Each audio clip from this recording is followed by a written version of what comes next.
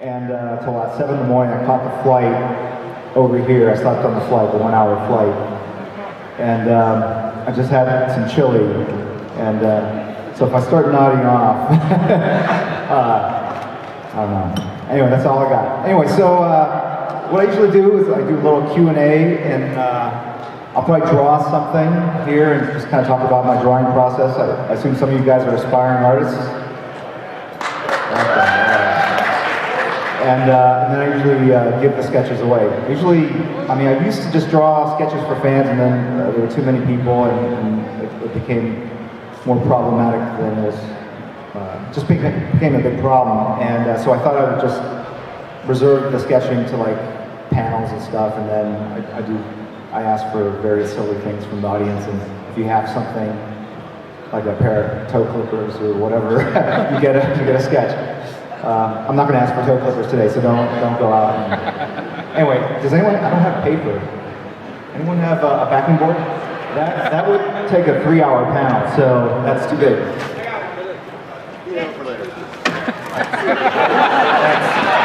Don't hurt yourself. Who's got $100 bill? It's for art. Come on.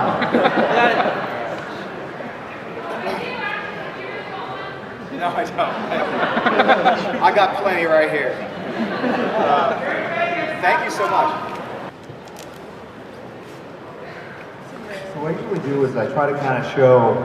A lot of people kind of get intimidated by the act of drawing, and I just try to kind of show that a lot of times we all know how to draw. It's just like sometimes we psych ourselves out. And to me, if we're going to draw like a Batman head, if you can draw these lines, you can draw Batman, and it's just a matter of putting them in the right spot. So, how to draw Batman sideways. Sorry. So, start off, I'm going to use the marker because it's easier to see, but start off drawing an egg. You can all draw an egg, right? Circle like that. Okay, and then we're going to do a 3/4 shot, which means that the head is turned slightly this way. So the center line, if you were looking at an egg straight on, that would be the center line, right? So this line is going to go right here. So we've taken the egg and turned it a little bit. And kind of divide into thirds, right? You have the 2 ears. You're halfway there. Anyway, and then for his neck, you just think of like a cylinder. And if there's a cylinder like this, you can draw that, right? Put that right underneath there. But you offset it a little bit so that chin sticks out, right? So the ear basically goes between these 2 lines here. Put that as a circle. The forehead. Think of like a house that has like an awning like this, right?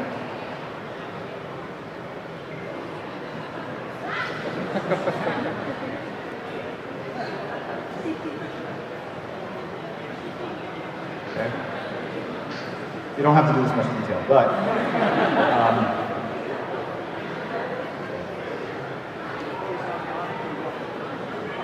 what? The awning. This is the awning. That's what you want.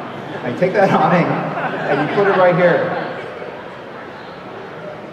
It's like Homer Simpson. All right, so that represents his brow. And then if you've ever been to Egypt, they have these things called pyramids. This one's a little more isosceles. I think that's what they are. Or is that scaling? I don't know. So it's one of those pyramids. You can draw that, and you just take, it's just like Mr. Potato Head, right? And then pop that right here, right there on that center line.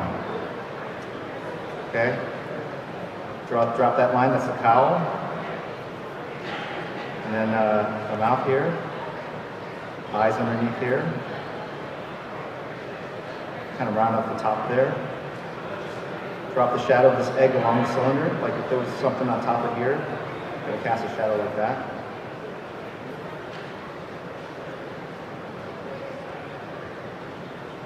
This awning casts a shadow. There's a light source there's a light source here. This awning casts a shadow like that. Okay. getting closer. Anyway, and then this pyramid sticks out. It casts a shadow that's almost like the mirror image of it underneath. And then where the lip goes, imagine like some salami. Okay.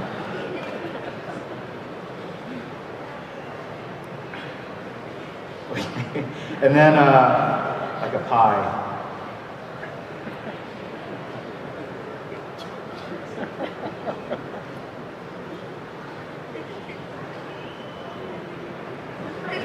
Okay. So this is the lower lip, and that pie's your chin, right?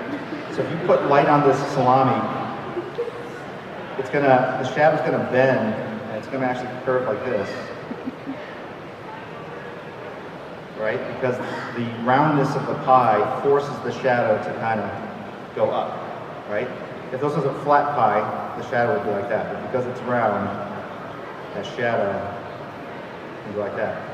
So we're gonna put that shadow right there. There's his lower lip.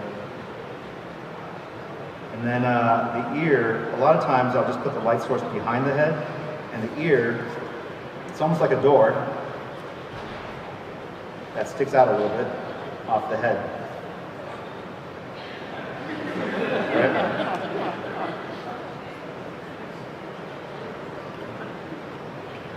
So the light source here, the back of that door is in shadow, and sometimes it even casts a shadow across the side of the face. Okay? Woohoo! All right. So, now I'm going to draw utilizing these principles of food and architecture. All right. Yeah, man.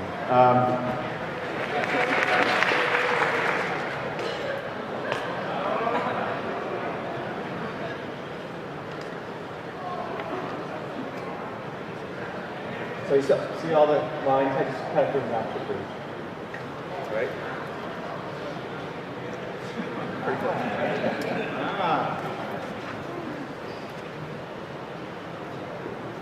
This marker's almost dead.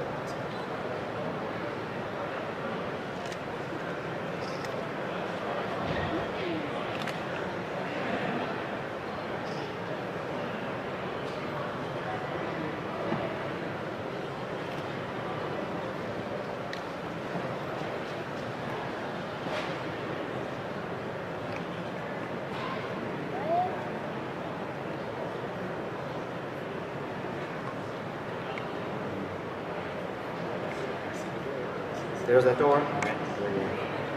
There's that cylinder.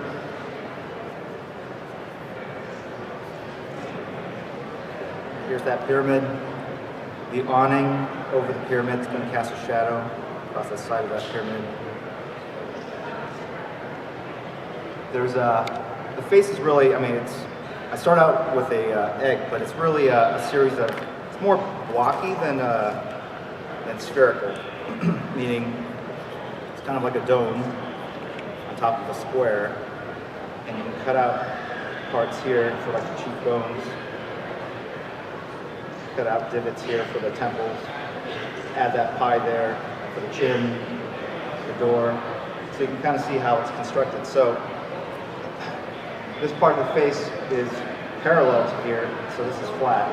So the same way this door catches a shadow, you can almost argue that this part where your sinuses are also catches that same shadow that's created by the light behind it.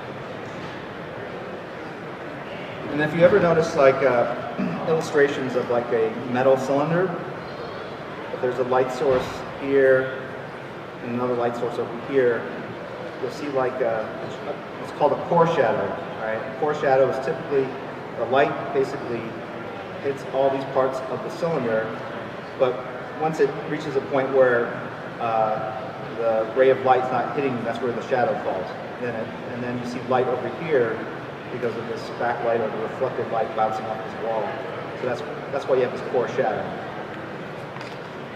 You guys got that? Okay, great. All right, so when we think of Batman and you think of him as being one cylinder, and light source here, reflected light source here, or two light sources, the core shadow is right down the center, but it follows along the contours of the head. Right?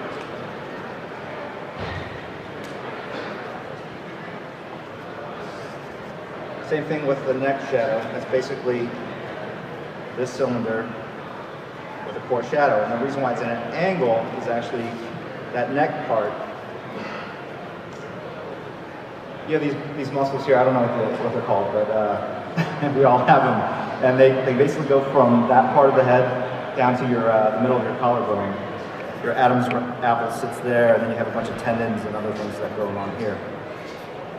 Right, so if you have light behind, this is essentially a round cylinder, so that core shadow is going to be right here. And a shadow on top of that Adam's apple down here. And then all these little divots will create shadows themselves. So we're just going to use that same principle.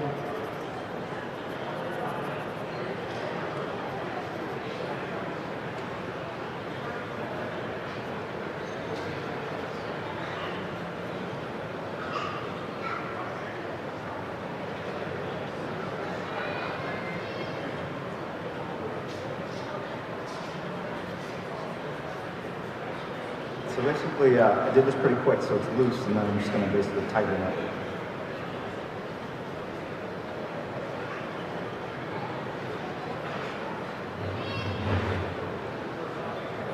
So those are all the, I mean, you can kind of see the shape, right? You can see the form, even with these basic shapes, right? Yeah. It's a little rough. But I'm basically putting the, what's called core shadows that are created by the light source, and all these shadows basically fool the mind into thinking that this is three-dimensional. The same way, if I draw an apple, okay, it's very 2D and flat, but now if I cast a shadow like this, right, it feels more three-dimensional. And then maybe I'll even like render a little bit here to kind of create that shadow, and maybe like a little bit, whatever. So, you can do the same thing with this Batman head. You can now go in and, once you've got the core shadows, you can render out to make it feel more round and add some details. The same way we have the shadow here on this plane of the face, you could kind of do that right here too.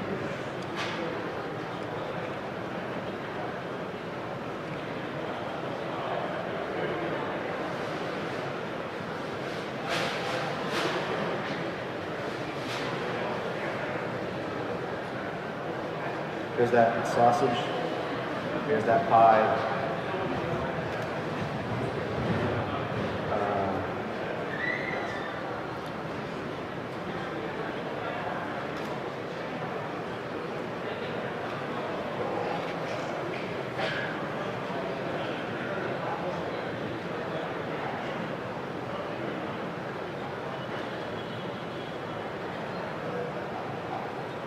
Sometimes I'll cross-hatch through like that, and basically what it does is it creates values of gray. If you were drawing with the side of the pencil, you can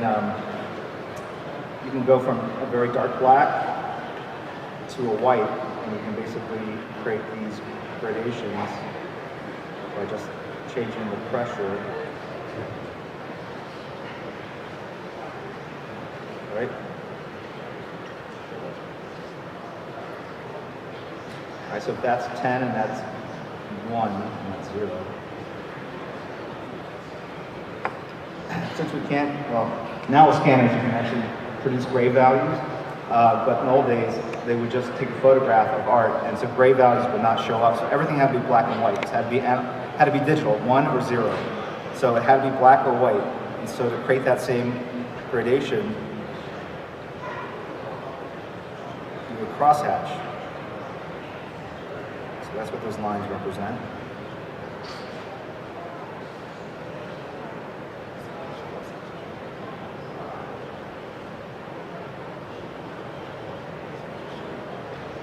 Right? So if you kind of squint, they kind of look the same, maybe a little bit. So that's what we're doing here. We're just basically creating gradations of gray.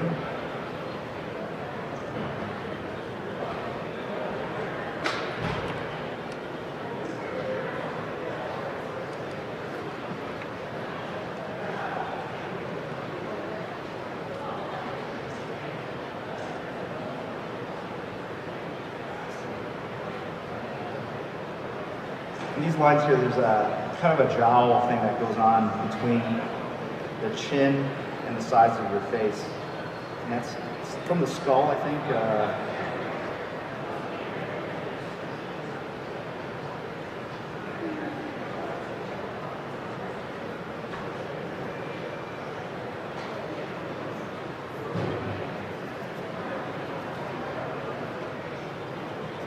Okay, so there's your teeth. You have this kind of space here, so you're gonna get shadows that kind of fall into that area because there's no bone structure underneath.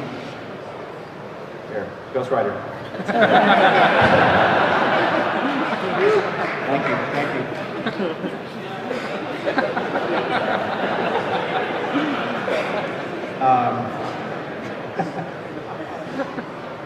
I wanted to be in that meeting when it came up that character, like, it's a skull and it's on fire. Yes. So here's that door casting a shadow across the side of his head.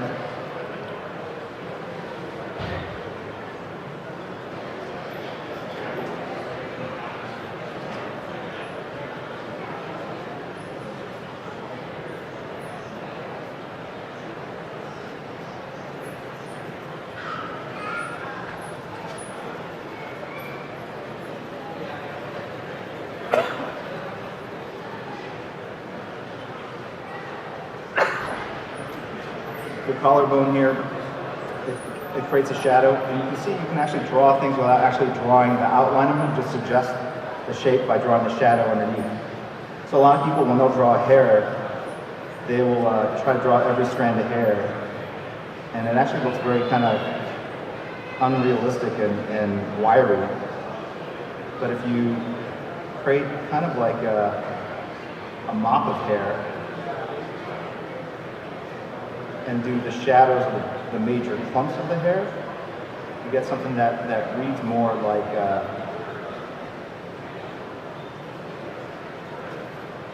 I was drawing Superman last night, so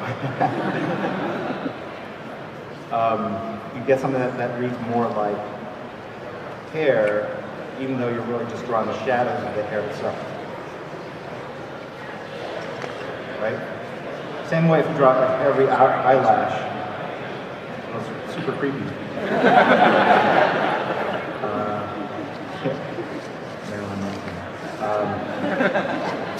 So when you draw an eye,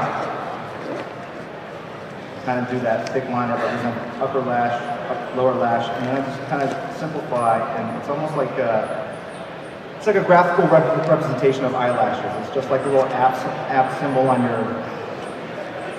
your phone, right? You know what it means. Even though I'm not drawing it per se.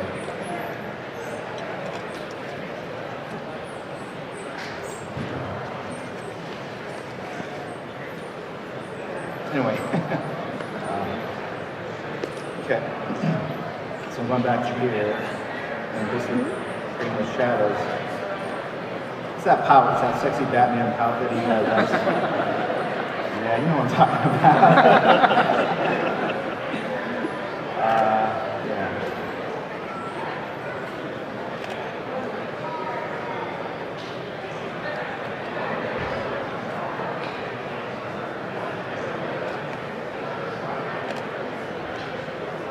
This line here represents the temple. And it just kind of goes back like that.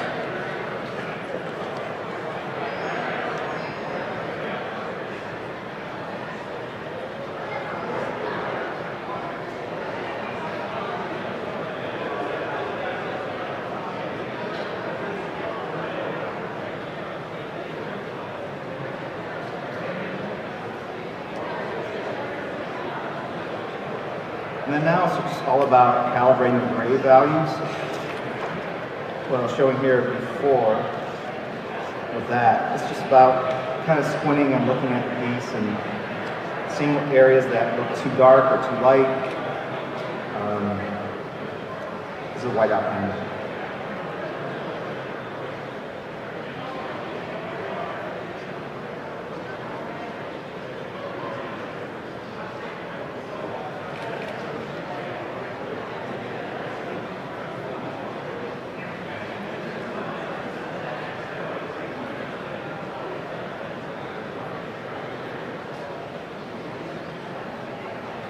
Okay, so I'm gonna just give this away. It's, as you can see, it's fairly rough.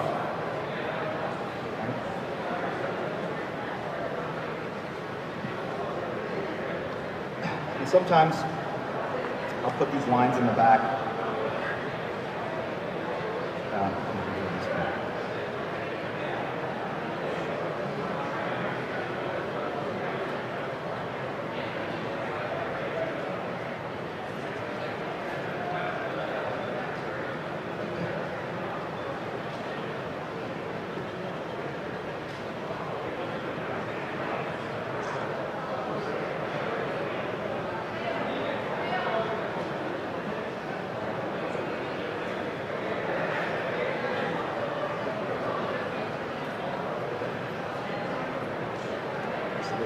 This whole thing casting a shadow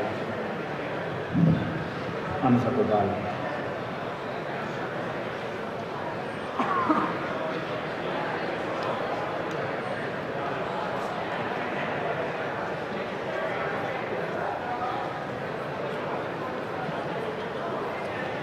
It's a good thing to practice throwing parallel lines. It's just practice. That's good to really kind of do that. And all that does is it kind of separates him off the background a bit.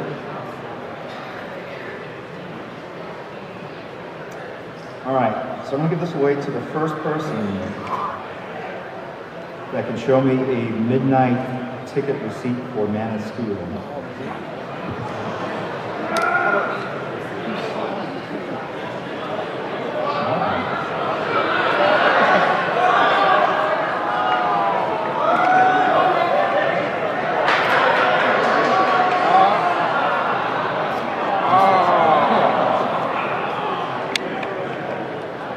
All right, there you go. Congratulations. What's your name?